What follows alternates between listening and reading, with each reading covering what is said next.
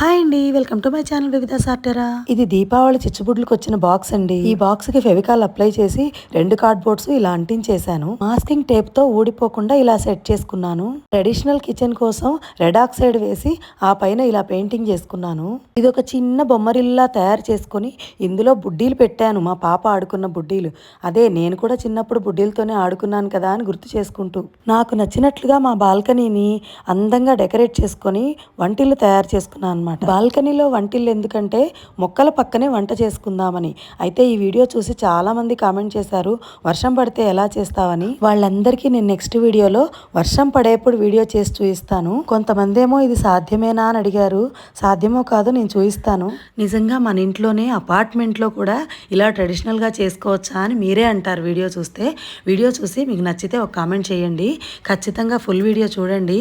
Video నచ్చితే like చేయడం మర్చిపోకండి. బాయ్ అండి.